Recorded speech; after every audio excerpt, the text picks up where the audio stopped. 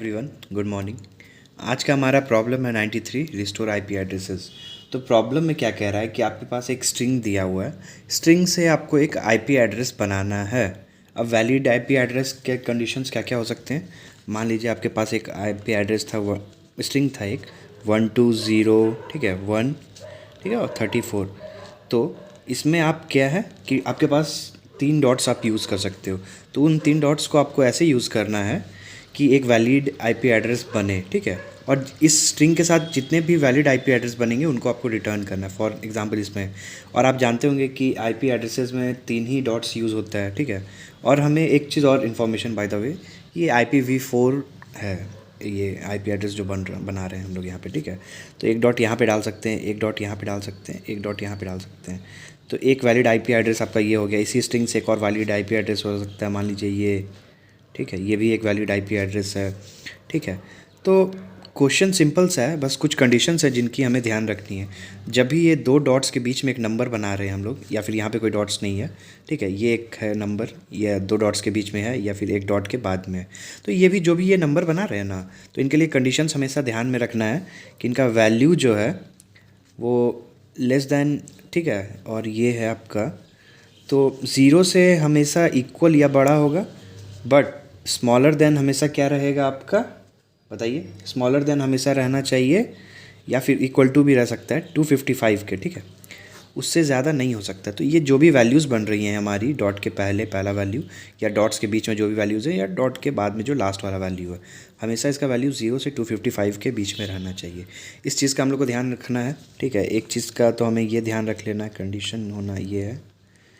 और second condition क्या है कि एक चीज़ और ध्यान रखना है कि जब भी हम लोगों को, इसको एग्जांपल से समझ लेते हैं, जब भी हम लोग के पास कोई एक स्ट्रिंग है तो हम लोग को कुछ यही वाला एग्जांपल ले लेते हैं।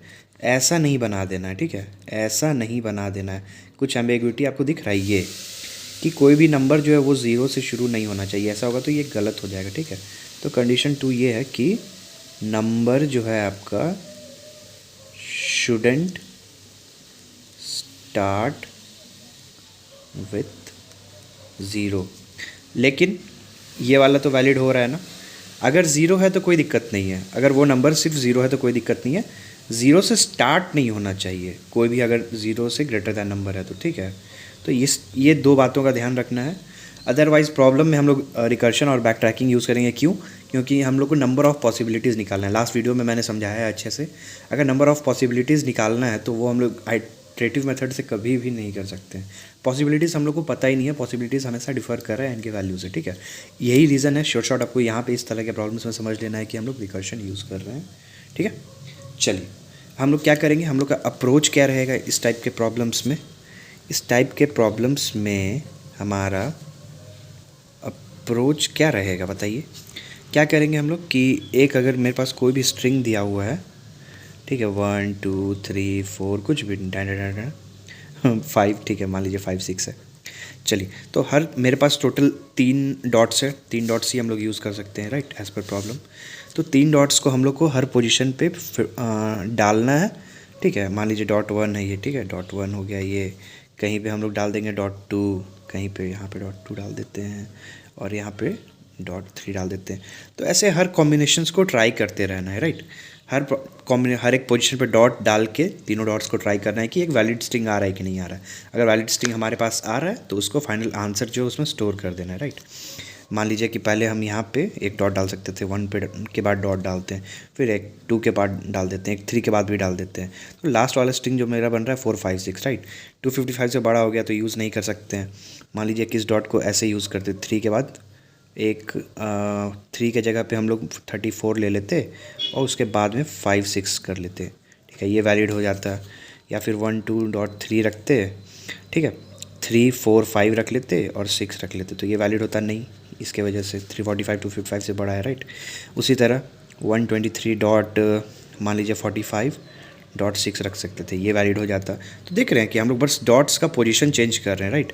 मान लीजिए 12.3.4.5.6, ठीक है, 45.6 ये हो गया, ये एक वैलिड है। तो डॉट्स का पोजीशन चेंज करना है रिकर्सिव अप्रोच से, राइट। और फिर हम लोग को चेक कर लेना है कि वो जो नंबर बन के आ रहा है मेरा, ठीक है, वो वैलिड हो रहा है कि नहीं हो रहा है। कोड में देखते हैं, बहुत सिंपल सा है, प्रॉब्लम डिफ़िकल्ट नहीं है, बस इम्प्लीमेंटेशन हल्का सा मुश्किल है, ठीक है। तो एक बार कोड को देखते हैं तो सब क्लियर हो जाएगा। तो अब क्या है कि हमारे पास एक वेक्टर स्ट्रिंग रिटर्न करना है हमें ये आंसर है हमारा, जो भी रिटर्न करें ये फंक्शन का नाम है और ये एक स्ट्रिंग हम लोगों को दिया हुआ है।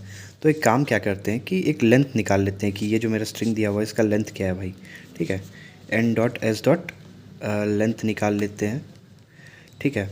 एक पैटर्न आप देखिए कि ठीक है ना इसमें कि ये मैक्सिमम 3 डिजिट्स का हो सकता है, राइट। 3 3 3 3 कितना हो गया 12। तो लेंथ अगर मेरा 12 से ज़्यादा है स्ट्रिंग का तो ऑटोमेटिकली क्या है कि वो वैलिड नहीं हो सकता है ना, किसी भी पॉसिबिलिटीज़ में हम लोग उससे नहीं बना सकते हैं। ऐसा क्यों? क्योंकि अगर कोई भी स्ट्रिंग है, मान लीजिए कि मेरा 255 हो गया, 255 हो गया, 255 हो गया, ठीक है। उसके अलावा कोई भी लेंथ मान लीजिए 255 है, इसके बाद कितना बहुत सारे डिजिट्स है, पर अब तो ये वैलिड नहीं हो पाएगा ये वाला लास्ट वाला नंबर ना, तो इसलिए एक चेक हम लोग ये लगा सकते हैं। और मिनिमम क्या हो सकता है भाई वो भी देख लो, 0 0 0 0। हाँ, तो इसके लिए लेंथ 4 है क्योंकि इसका आईपी एड्रेस हम लोग बना देंगे ये। अगर मेरा स्ट्रिंग जो उसका लेंथ ही 3 है तो क्या कोई वैलिड स्ट्रिंग बन पाएगा? नहीं। तो बस यही है। तो इसी के कारण से हम लोग एक चेक लगा देते हैं। क्या चेक लगाएंगे? चेक ये लगेगा मेरा कि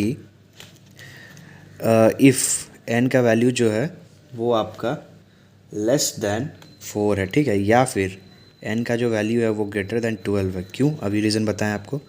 तो कुछ नहीं करना है, एक काम कर दीजिए कि हाँ ठीक है, एक आंसर के लिए भी बना ही लो, ठीक है। अभी उसको रिटर्न करवा देंगे। वेक्टर ऑफ स्ट्रिंग जो है एक आंसर अभी ही बना लो, राइट। तो हम लोग चुपचाप से यहाँ पे उसको रिटर्न कर देंगे आंसर को, ठीक है ना, राइट। चलिए अब क्या करते हैं कि एक फ़ंक्शन अपना बना लेते हैं फ़न बोल के, एक फ़ंक्शन बना लेते हैं फ़न बोल के, उसमें ये s पास कर देते हैं, ठीक है, अपना आंसर पास कर देते हैं और एक स्ट्रिंग बना लेते हैं अपना टेम्प बोल के, जिसमें कि हम लोग टेम्परेरी आंसर स्टोर करेंगे। उस टेम्प को यहाँ रिटर्न करवा देते हैं, ठीक है, टेम्प बना लिए। और एक पास कर लेते हैं इंडेक्स, मतलब कि कौन से वैल्यू को हम लोग पॉइंट कर रहे होंगे वहाँ पे कौन सा वैल्यू होगा वो। और एक कितना डॉट्स मेरे पास बचा है वो, इन सब को पास करवा लेते हैं। ये क्या है मेरा? ये है आई, मतलब जिस वैल्यू को पॉइंट कर रहे हैं ये डॉट्स है मेरा, ठीक है, ध्यान में रखिएगा। और इसका आंसर जो होगा हम लोग का वहाँ पे उसको रिटर्न कर लेते हैं, ठीक है। जो भी मतलब आंसर मतलब रेडी होगा उसको रिटर्न कर लेंगे। ये जो फंक्शन दिया हुआ था इसका काम हो गया है, राइट। अब अपने वाले फंक्शन के ऊपर बढ़ते हैं, ठीक है। अपने वाले फंक्शन के ऊपर बढ़ते हैं उससे पहले एक काम क्या करते हैं कि हम लोग एक चेक फंक्शन बना लेते हैं, ठीक है, जो कि ये बताएगा कि एक नंबर जो हम लोग फॉर्म कर रहे थे वो वैलिड है कि नहीं। जैसे कि यहाँ पे ये वाले नंबर को हम लोग चेक कर लेंगे कि वैलिड है कि नहीं, इसको वैलिड है कि नहीं। तो इसको चेक करने के लिए भी एक फ़ंक्शन बना लेते हैं पहले, ठीक है। तो थोड़ा सा कोड आसान हो जाएगा समझने में आगे के लिए। कुछ नहीं, एक बूल ले लो, एक चेक बना लेते हैं, ठीक है, बूल चेक है, ठीक। अब क्या करते हैं, इसमें क्या पास करेंगे बताओ? इसमें एक स्ट्रिंग को पास कर लेते हैं, ठीक है, स्ट्रिंग को पास कर लेते हैं। इसका एक काम करते हैं कि लेंथ निकाल लेते हैं। सबसे पहले लेंथ को निकाल के चेक कर लेते हैं कि लेंथ का जो है मेरा वो क्या लेंथ है भाई, स्ट्रिंग का जो है, सॉरी, क्या लेंथ है, अरे ठीक है। चलिए अब क्या है कि अगर ये लेंथ जो है मेरा, इफ़ n का जो वैल्यू है ये 4 से बड़ा है ना, हर नंबर जो वो 3 डिजिट्स का हो सकता है मैक्सिमम ही, तो वो देख लेते हैं, ठीक है। या फिर कोई ऐसा केस आ जाए कि लेंथ है ही नहीं मेरा, मतलब स्ट्रिंग एम्प्टी है, ठीक है, तो उस केस में क्या रिटर्न कर लेते हैं, उस केस में क्या रिटर्न कर लेते हैं, फॉल्स, ठीक है, बहुत अच्छे। उसके अलावा हम लोग क्या कर सकते हैं, अब एक कंडीशन ये हो सकता है कि मान लीजिए कि इफ़ n तो है, मतलब स्ट्रिंग तो एग्जिस्ट करता है, ठीक है, बट स्ट्रिंग का पहला वैल्यू जो है, स्ट्रिंग का मेरा पहला वैल्यू जो है वो 0 है, ठीक है, वो 0 है, बट स्ट्रिंग का लेंथ जो है वो ग्रेटर दैन 1 है। कौन सा वाला केस का बात कर रहे हैं? ऐसा वाला, मान लो कि जो मेरे पास स्ट्रिंग आया है ना, मान लो कि आया है 0 और 1, ठीक है, लेंथ तो इसका 2 है, बट स्टार्टिंग वैल्यू क्या होता है, 0 से शुरू हो जा रहा है ना। 0 1 गलत हो जाएगा, हमने देखा था एग्जांपल में ये, तो ये गलत हो रहा है, तो इसलिए वो चेक है कि n का जो लेंथ है अगर वो ग्रेटर दैन 1 है, राइट, अगर वो ग्रेटर दैन 1 है और पहला वैल्यू 0 है तो उस केस में भी क्या रिटर्न कर लेंगे हम लोग, फॉल्स। ठीक है, और किसी वैल्यू के लिए फॉल्स हो सकता है क्या, हाँ एक केस और निकल के आता है आपका, इफ़, ठीक है, S T O I of S अगर ग्रेटर दैन 255 हो। एस टी ओ आई क्या कर रहा है, ये एक एस टी एल ही है जो कि आपके स्ट्रिंग को इंटीजर में कन्वर्ट कर देता है। ये फंक्शन है, प्री बिल्ट आता है, आप लोग डायरेक्टली यूज़ कर सकते हो या फिर खुद से भी कन्वर्ट कर सकते हो। तो मैंने एस टी एल ही यूज़ किया। एस टी ओ आई जो है मतलब एक स्ट्रिंग को इंटीजर में कन्वर्ट कर रहा है और देख रहा है कि 255 से बड़ा है क्या, क्वेश्चन के अकॉर्डिंग नहीं हो सकता है। तो इस केस में हम लोग क्या रिटर्न कर ले रहे हैं, फॉल्स। ठीक है, बढ़िया। और फिर और बाकी सारे केसेस में हम लोग रिटर्न कर देंगे आपका क्या, ट्रू। ठीक है, चलो ये केसेस हमारा कवर हो गया है। n बड़ा होना चाहिए, ठीक है, 4 से अगर है n less than equal to 0 तो फॉल्स कर देंगे। अगर n का वैल्यू 1 से ज़्यादा है और पहला वैल्यू 0 है तो फॉल्स रिटर्न कर देंगे। 255 से वैल्यू बड़ा हो रहा है तो उस केस में भी फॉल्स कर देंगे। सारे केसेस आई थिंक कवर हो चुके हैं, बाकी बाद में देखते हैं इनकेस कुछ ज़रूरत पड़े तो। ठीक है, बहुत अच्छे। नेक्स्ट, अब अपना जो सबसे बड़ा फंक्शन है फ़न वाला वो लिखते हैं। ठीक है, सबसे मेन फंक्शन यही है। ठीक है, तो इसके लिए क्या करेंगे कि एक वॉइड बना लेते हैं, फंक्शन बना लेते हैं। इसमें हम लोग क्या क्या पास कर रहे थे, एस स्ट्रिंग पास कर रहे थे, आंसर पास कर रहे थे। ओके, स्ट्रिंग ले लेते हैं एस, ठीक है, वेक्टर ऑफ स्ट्रिंग है ना, स्ट्रिंग है आंसर, उसको पास कर लेते हैं। एम्परसेंड नहीं दोगे यहाँ पे हम तो आंसर आपका स्टोर नहीं होगा, लास्ट में स्ट्रिंग एम्प्टी रह जाएगा, तो ध्यान रखो। एक जो है इंट हम लोग ले लेते हैं, ठीक है, इंट एन ले लेते हैं और इसको पी से ही डिनोट कर लेते हैं। लेट से पोजीशन बता रहा है कि हम लोग कहाँ पे। और एक है मेरा डॉट्स, कि मेरे पास कितना डॉट्स अभी बचा हुआ है।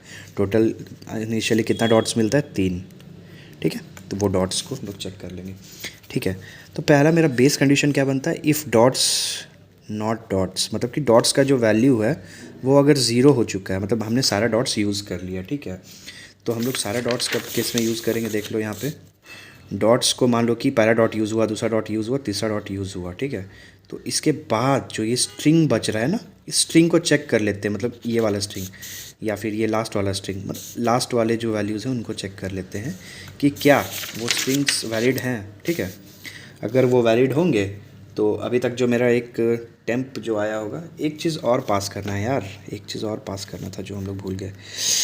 स्ट्रिंग यहाँ पे टेम्प जो कि हमारा टेम्परेरी आंसर स्टोर करेगा, यहाँ पे हम लोग यूज़ किए थे ना, राइट, हाँ, तो यहाँ पे एक स्ट्रिंग टेम्प यूज़ करेगा। ठीक है, अगर डॉट्स का वैल्यू 0 है, ठीक है, डॉट्स का वैल्यू 0 है तो हम लोग चेक कर लेते हैं, फंक्शन में अपना पास करते हैं एस डॉट सब एस टी आर। ठीक है, एस डॉट सब एस टी आर में पास क्या करेंगे हम लोग, ठीक है, पी को।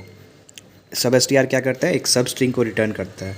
तो पी से स्टार्ट होते होते लास्ट तक जो भी वैल्यू होगा ना, ये सब एस टी आर उसको पॉइंट कर रहा है। ठीक है, तो ये सब स्ट्रिंग है, इसके बारे में पढ़ सकते हो, एस टी एल है ये भी।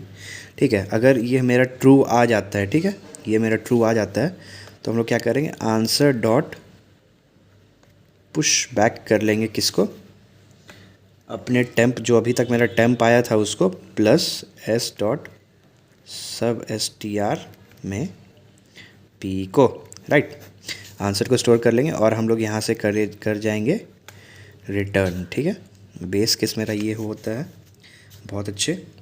नेक्स्ट क्या करेंगे, अगर हम डॉट 0 नहीं है, मतलब कि मेरे पास डॉट्स बचा हुआ है, तो हम उस डॉट्स को लगाने की कोशिश करेंगे। ठीक है, फॉर आई इंट है, ठीक है, आई बताना पड़ेगा, आई इक्वल टू मान लो कि पी है। ठीक है, यहाँ से नंबर बनाने की कोशिश करते हैं। उसके बाद आई लेस दैन, ठीक है, आई लेस दैन एस डॉट, ठीक है ना, साइज़, ठीक है, एस डॉट साइज़ आई प्लस प्लस, बहुत अच्छे। चलो इसके बाद क्या करना है, चेक करना है कि यहाँ से मतलब जो भी लास्ट मतलब नंबर जो मेरा फॉर्म हो रहा है, ठीक है, ये नंबर डॉट्स को हम लोग अलग अलग पोजीशंस पे रखेंगे और एक नंबर बनेगा, है ना, तो उस नंबर को चेक करते हैं कि क्या वो वैलिड है।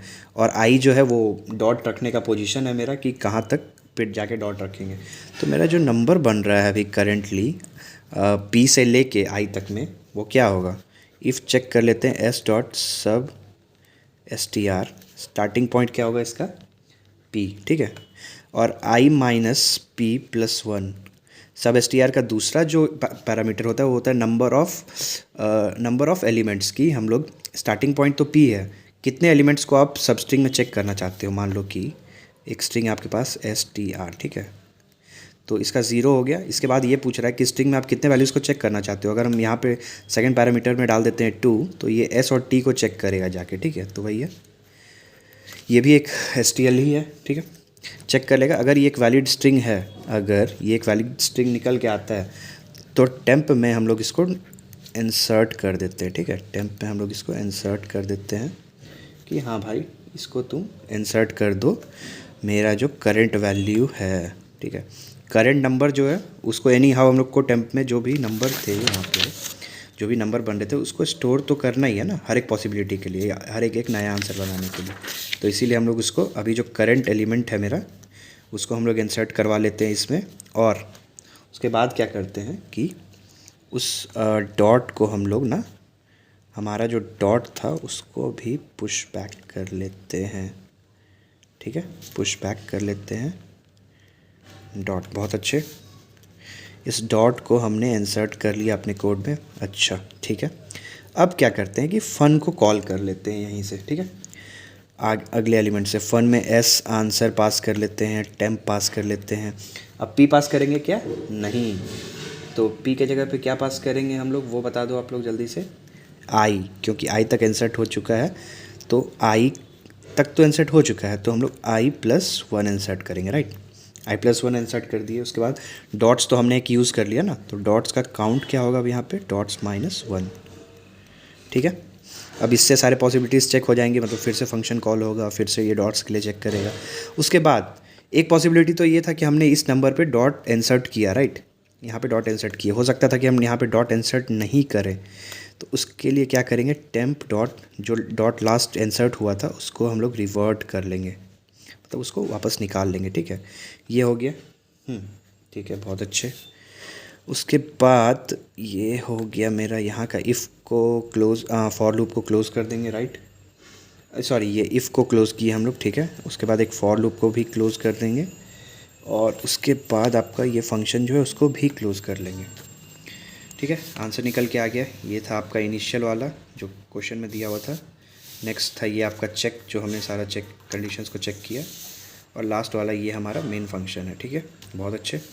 अब इसकी कॉम्प्लेक्सिटी एक बार हम लोग देख लेते हैं। कॉम्प्लेक्सिटी क्या होगा, टाइम कॉम्प्लेक्सिटी कितना निकल के आएगा, और एक आएगा हमारा स्पेस कॉम्प्लेक्सिटी। इसके ऊपर फटाक से डिस्कशन कर लेते हैं। ये लास्ट जैसे मैंने आपको बताया था कि हर बार एक पोजीशन पे हम लोग ये पॉसिबिलिटी निकल के आता है कि डॉट यहाँ इंसर्ट कर सकते हैं कि नहीं, यहाँ कर सकते हैं कि नहीं, यहाँ कर सकते नहीं। तो हर एक पोजीशन के लिए मेरे पास दो पॉसिबिलिटी, या तो डॉट्स इंसर्ट करेंगे या तो नहीं करेंगे। तो हर पोजीशन के लिए दो पॉसिबिलिटी, यहाँ यहाँ यहाँ ऐसे करके, ठीक है। तो इसके हिसाब से हर पोजीशन के लिए टू पॉसिबिलिटीज़ है, 2 into 2 into 2 into n times क्या हो गया, 2 का पावर n, ठीक है।